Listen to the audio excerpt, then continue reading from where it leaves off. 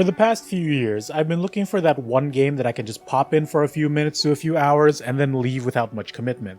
A game that doesn't need a lot of my attention at any given moment and something that I can easily drop if something were to come up. Nowadays, we have access to so many different games on many different platforms that we're spoiled by choice.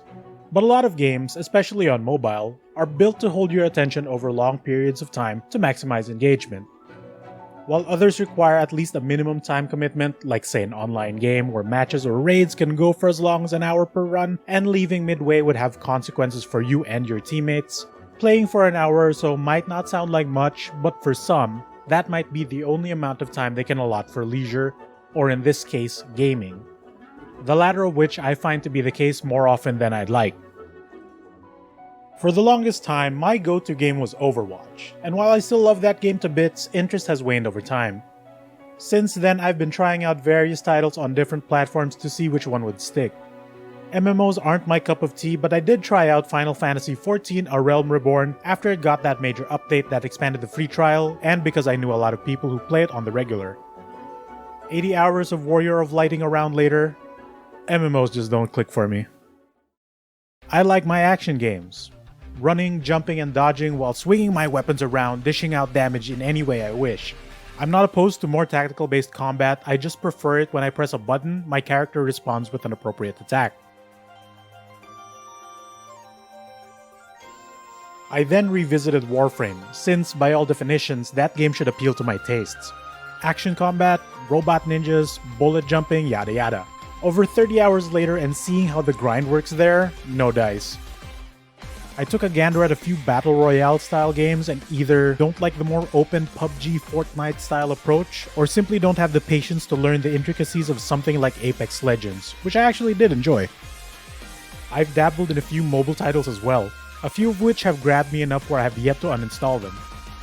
But if you've been around the Apple or Google Play stores, a lot of these free-to-play titles are structured in a way that you eventually hit a point where it starts asking you to pay to keep playing. Whether it's on expendable resources, unlocking relevant features to help you progress, or simply to replenish the currency/energy required to keep playing the game. It eventually devolves from me actually playing the game to simply booting it up to claim my daily login rewards, to do a few games in whatever autopilot mode it has, and then ignoring the game until the next day when the daily rewards reset.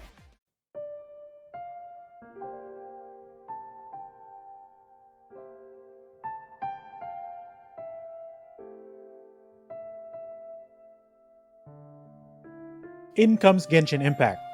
I remember seeing a trailer for it back in 2019 and again during PlayStation's State of Play stream in August 2020, thinking, hey cool, an anime Breath of the Wild.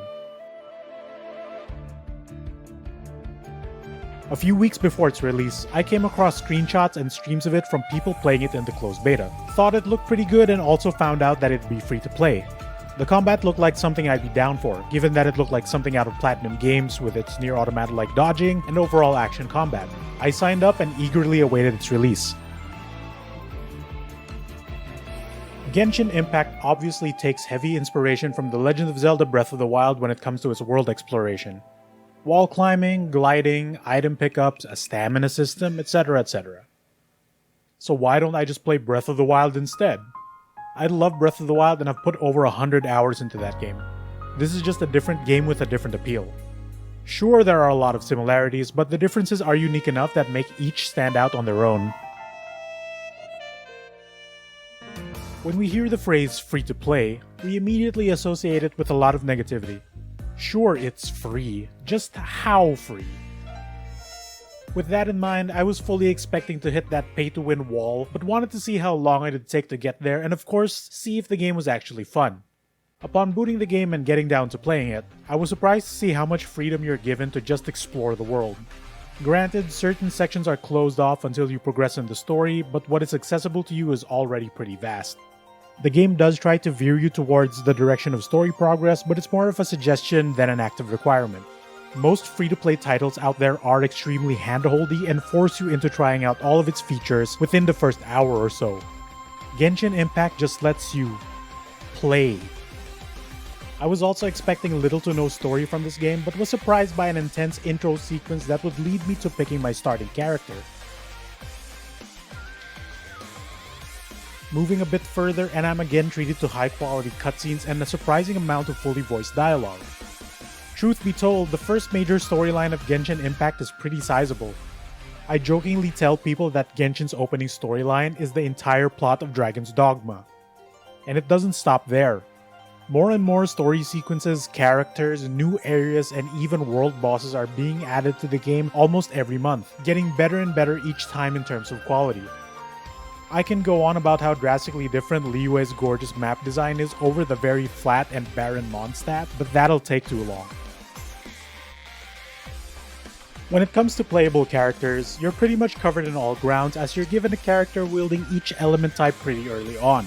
And while those other gacha unlockable 5-star characters are pretty strong, the starting roster is perfectly capable to get you through whatever the game can throw at you. As far as gameplay goes, I like how Genshin Impact handles elements and how they all interact with each other. Going off of Spellbreak, the Battle Royale where your primary methods of attack are slinging elemental magic and mixing them together, you'd think that Genshin's version of this concept would be a tad more simplistic, since swinging a sword is a more common means of dishing out damage. I'm vastly more impressed with how Genshin Impact handles elemental reactions. It's more than just freezing a wet enemy with an ice attack, or causing an explosion when hitting an electrocuted enemy with fire. It's how the game calculates the damage of mixing these elements. From taking note of which element was applied first, who applied them, what reaction happened, what move triggered the reaction, who triggered the reaction, and taking into account each party member's individual stats before registering the damage. Another thing I do like about this game is being able to build your characters in many different ways. While some characters excel at certain traits more than others, it doesn't hard lock them into that archetype. Say I have a character that has a natural stat bonus for physical damage, but is too underleveled for me to properly benefit off of this bonus. I can sub them in as a support type and work around whatever elemental skills they have that can complement my current team as I slowly build them up. Alright, let me get this out there. Genshin Impact is one of the most generous free-to-play games I've ever played. There's so much video game for you to explore before you even start encountering its many systems.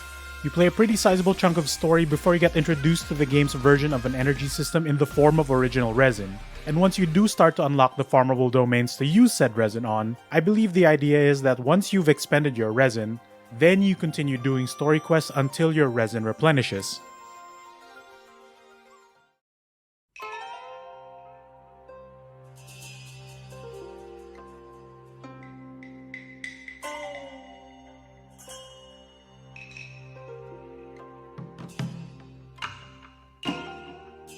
I keep mentioning this wall that I kept expecting to hit in Genshin, but after playing countless hours of it, I can say that there really isn't one. And while it's true that this has also turned into the usual login for your dailies type of game, that's only because I've played so much of it that I've literally run out of things to do until my resin resets, making me all the more excited whenever there's news about the next update or new additions.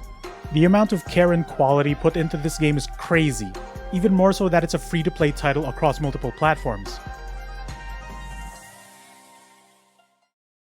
It's had its ups and downs, but the developers have shown that they listen to feedback and have vastly improved the player experience since release.